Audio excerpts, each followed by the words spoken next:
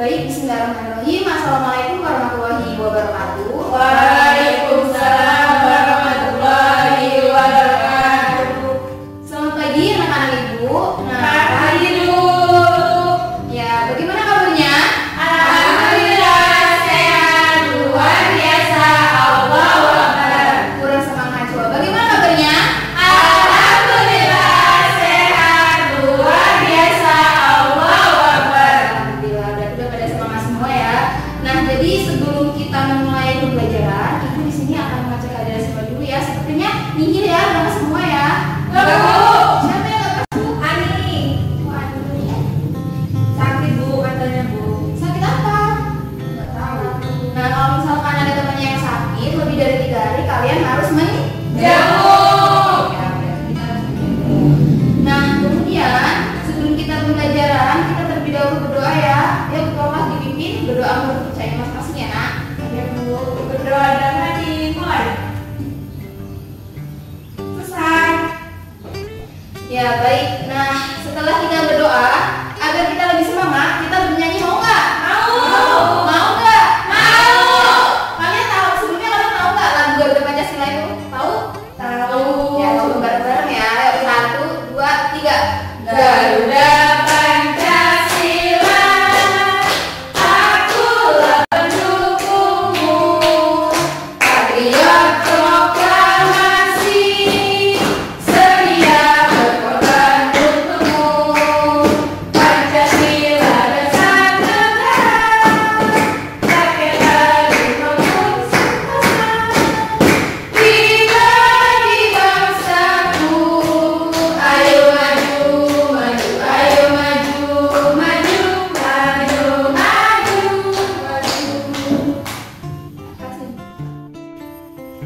Ya, coba tadi kan udah nyanyi ya, kalian udah semangat banget. Nah, di sini ibu akan menjelaskan tentang materi kita, yaitu tentang pertumbuhan dan perkembangan makhluk hidup. Yaitu temanya yaitu ciri-ciri makhluk hidup. Nah, kemudian kalian sebelum memulai pelajaran, kalian dibaca dulu bukunya ya. Ada Bu. Halaman 3, coba dibuka. Ya Bu.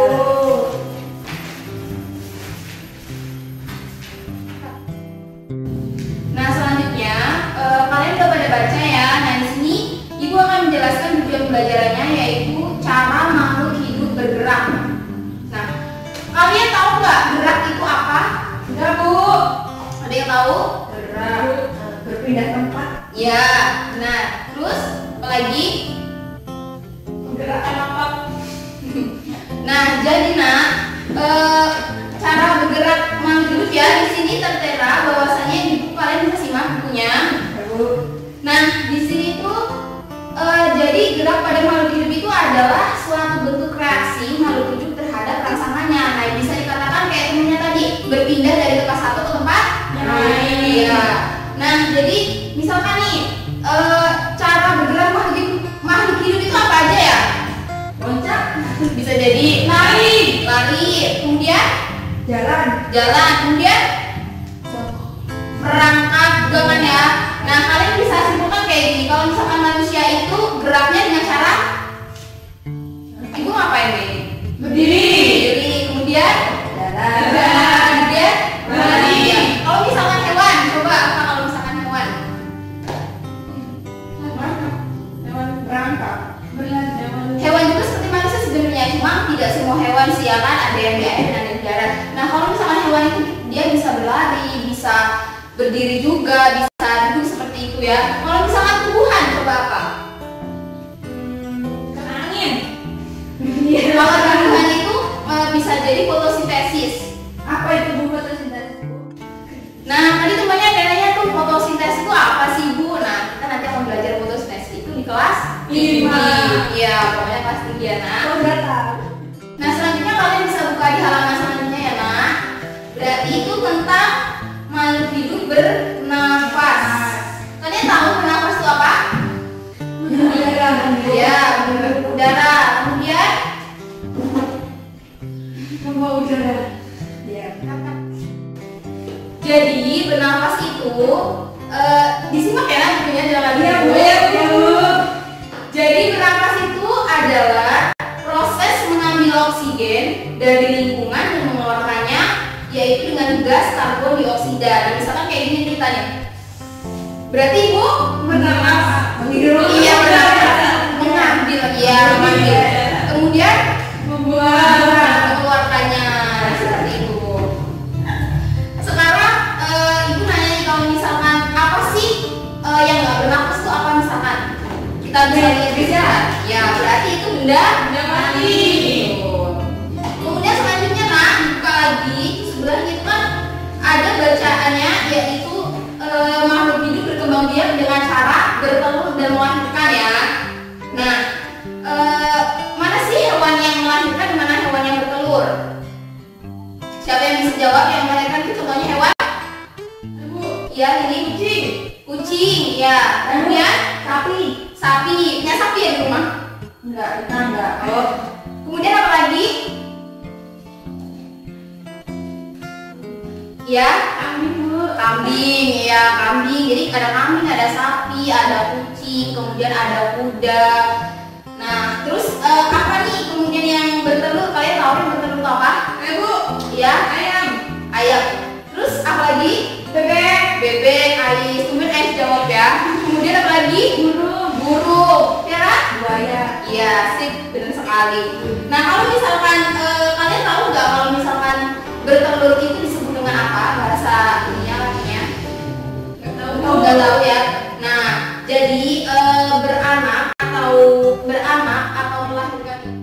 Nah, jadi bertelur itu bisa disebut dengan ovipar. Kemudian yang beranak itu vivipar. Apa? Ovipar. Ya, tadi apa yang ovipar? Bertelur. Bertelur itu ovipar. Beranak vivipar. Ya, ini perlu dicatat ya nak, di buku ini perlu dicatat ya. Nih. Kemudian selanjutnya dibuka lagi lah bukunya. Nah, kalau misalkan tadi kan udah ada beranak, kemudian ada bertelur. Nah, misalkan tadi kan udah disebutkan tuh hewan, kemudian manusia itu apa ya nak? Bertelur atau melahirkan? Melahirkan. Ya, benar sekali melahirkan. Nah,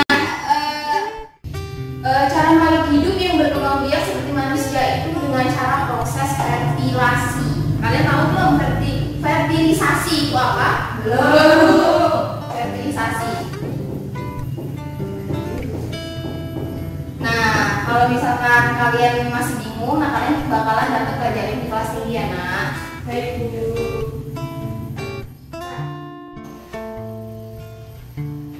Nah, kemudian pelajaran selanjutnya yaitu ada Pancasila. Tadi kan dia nyanyi di Pancasila itu ya. Coba aja sekali lagi yuk. Tapi yang semangat. 1, 2, 3. Garuda Pancasila, akulah pendukungmu. Patriot proklamasi, sedia berkorban untukmu. Pancasila dasar negara, rakyat adil makmur sejahtera. Pribadi bangsaku, ayo maju, maju, ayo maju, maju, ayo maju, maju. Nah, jadi di sini Ibu akan menjelaskan tentang simbol-simbol Pancasila. Nah, kalian bisa lihat di sini ya yang disediakan. Ini kalian bisa lihat gambar Pancasilanya. Jadi di sini yang pertama kalian bisa lihat bukunya. Itu ada simbol apa nak? Simbol yang pertama itu Bintang.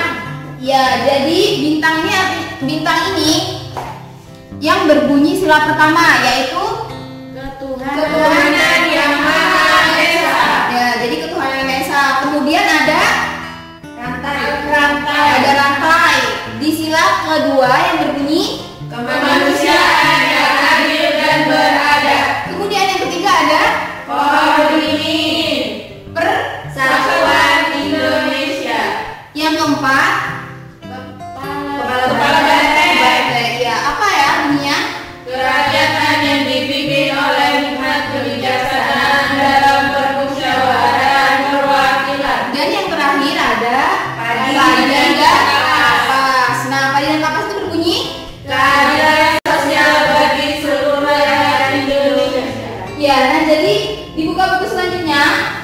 ada makna-maknanya ya. Tuh kalian bisa baca di situ makna-maknanya.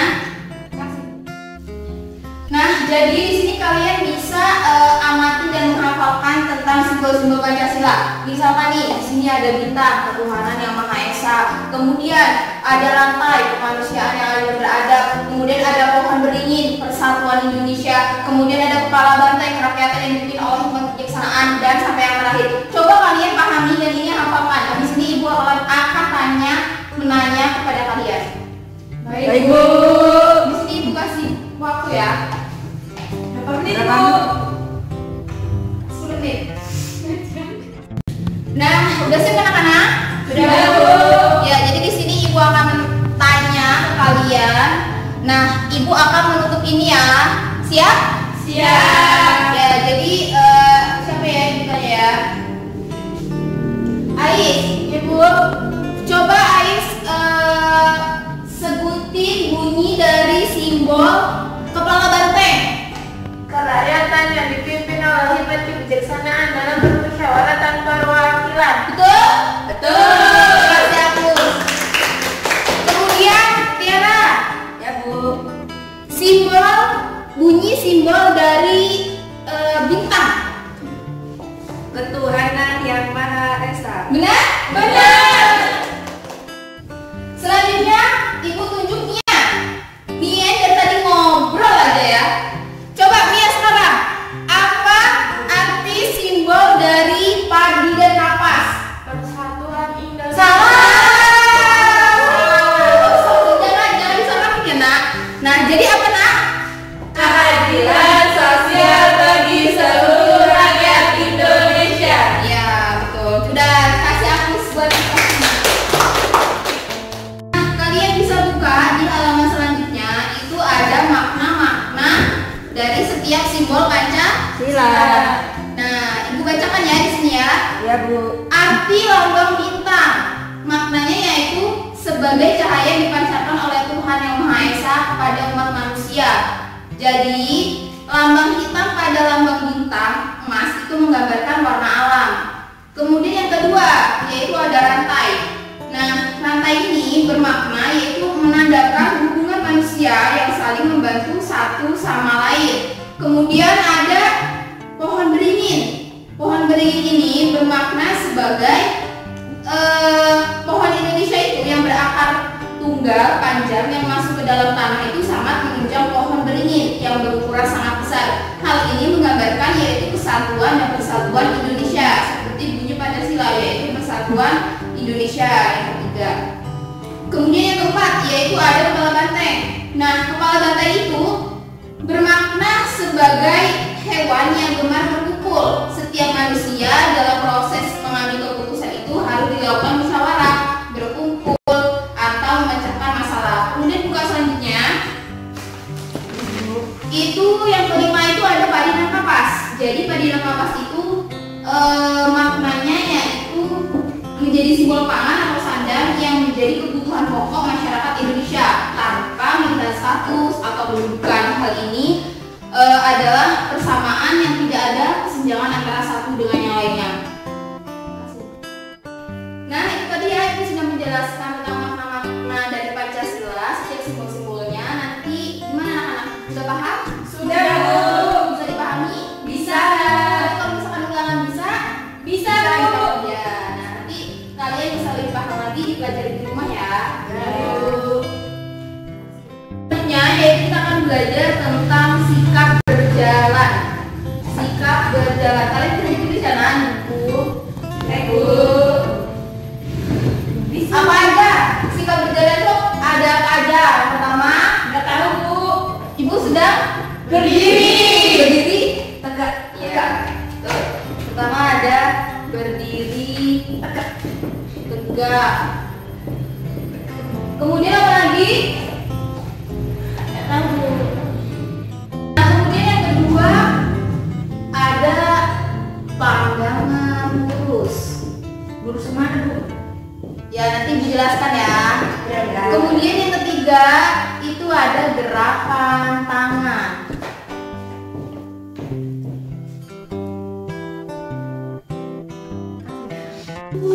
Kemudian apa lagi?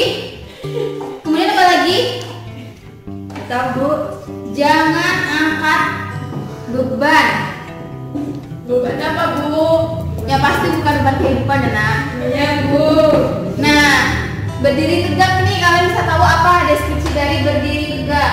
Itu kayak gimana? Kalian bisa? Gak bisa Bu. Jadi berdiri tegak itu, nah jadi sikap berjalan itu yang benar-benar yang pertama ada berdiri tegak. Jadi berdiri tegak itu menegakkan pinggul dan kepala. Bisa dipahami? Bisa, Bu. Bu. Ya, seperti ini. Kemudian ada pandangan lurus. Pandangan lurus. Jadi pertahankan leher kita itu dalam proses lurus. Kalau jangan gini atau jangan gini ya. Jadi lurus dan kepala pun tetap tegak. Kemudian ada gerakan tangan. Nah, gerakan tangan bisa dengan cara menekuk siku dan tangan berayun secara perlahan. Nah, selanjutnya jangan angkat beban. Kenapa Bu kalau misalkan berdiri itu nggak boleh mengangkat beban? Ada yang tahu? Belum. Nah, karena ahli fitness pernah mengatakan bahwasannya kalau misalkan kita berdiri dan berjalan itu mengangkat beban itu akan sangat berisiko terhadap otot-otot kita, dan di situ akan mengganggu keseimbangan dan bisa mencederai otot belakang atau yang lainnya seperti itu ya.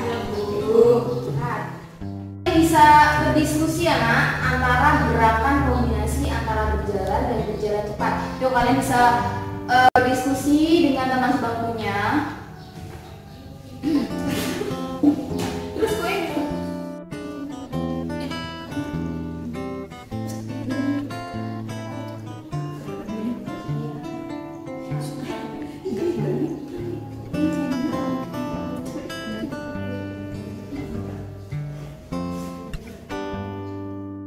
nah, kalian tadi sudah belajar tentang berdiskusi bersama temannya tentang berjalan cepat. Itu tujuannya untuk apa ya nak? Nah, setelah kalian berdiskusi tentang berjalan dan berjalan cepat itu, apa yang kalian lakukan dengan tujuan itu?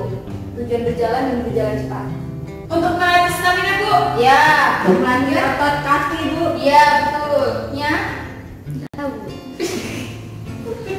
Jadi tujuannya itu adalah untuk melatih stamina agar dapat bertahan dalam waktu yang lama serta untuk memperkuat otot-otot kaki. Nah, kemudian di sini ibu minta kalian maju per individu untuk mempraktekkan tentang berjalan dengan benar yang sudah ibu jelaskan tadi ya. Siap? Siap Bu. Nah, siapa yang udah siap maju ke depan untuk mempraktekkan tentang sikap berjalan yang benar? Iya Bu. Iya terus. Mia, maju nak. Ayo bareng-bareng ya Bu. Mau Bu. Satu individu dulu, individu. Mau nggak? Mau. Ayo.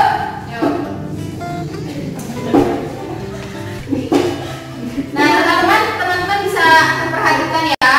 Coba Mia sesuaikan dengan cara-cara di ibu tulis di papan tulis. Berdiri dengan tegak, kemudian pandangan lurus, ya. Gerakan tangan. Nah, apa ini Bu? Jangan angkat beban. Nah, coba Mia berjalan dengan benar. Kasih tahu ke teman-temannya. Ini ya dengan cara dan sikap yang ibu sudah terapkan di papan tulis. Lihat ya teman-teman. Iya. Jangan terlalu kaku ya, biasa saja gini karena tekukan siku dan tangan tuh berayun nggak cepat, jadi kayak biasa gitu aja gini. Itu namanya berjalan. Kalau misalkan berjalan cepat nanti berbeda lagi. Yuk, ulangi, kasih tahu ke teman-temannya.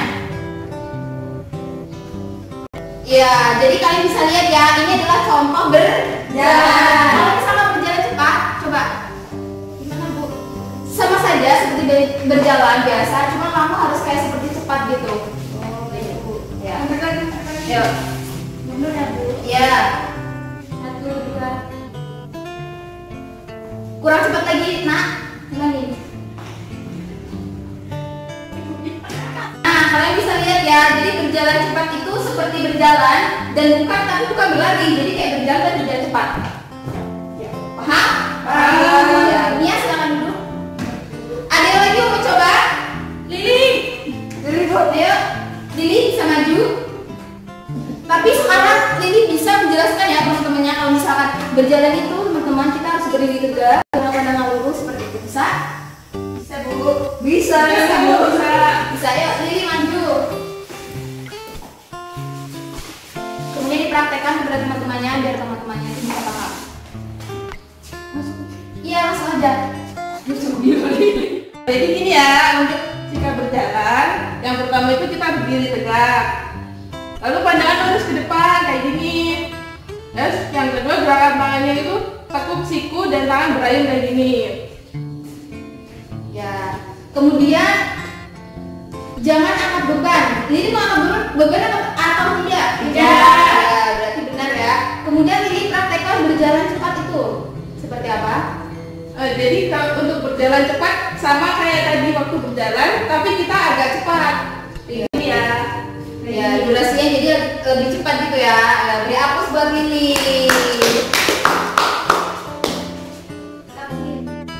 Jadi tujuan dari sikap berjalan dan berjalan cepat itu yaitu gunanya untuk melatih kekuatan kaki dan konsentrasi. Nah, jadi di sini faktor utama keberhasilan berjalan itu adalah salah satu gerakan yang baik untuk melakukan pemanasan khususnya otot kaki sebagai tumpuan badan. Nah, kemudian langkah kaki itu diayun dengan cara teratur dan mempermudah pada gerakan berikutnya yaitu berlari. Dalam melakukan kombinasi ini, gerakan ini sebaiknya ada jarak antara gerak jalan dan berlari, misalnya seperti berjalan sepanjang 6 meter, kemudian 6 meter berikutnya berlari.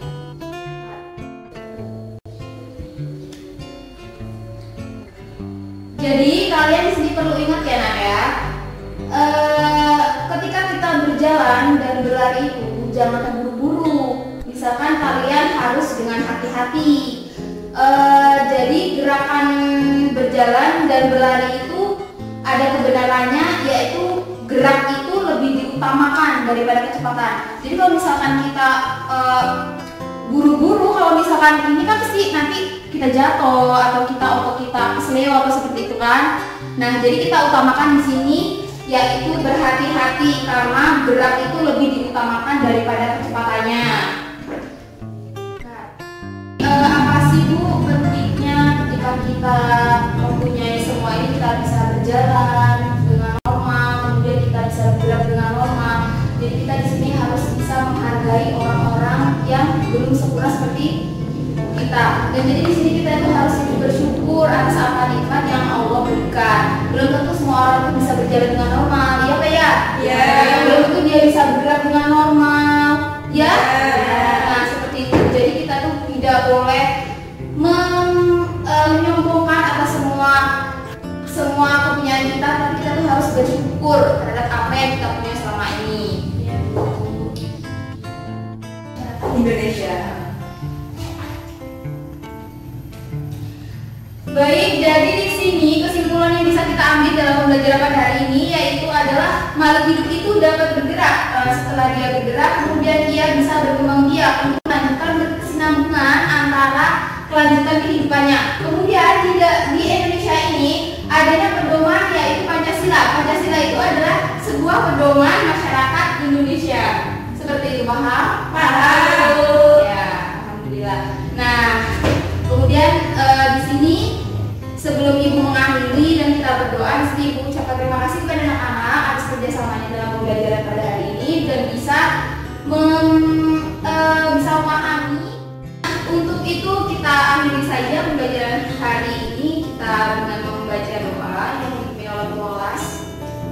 Berdoa dalam hati, mulai. Selesai. Ya baik, jadi di sini Ibu ucapkan terima kasih dan Ibu ucapkan wassalamualaikum warahmatullahi wabarakatuh.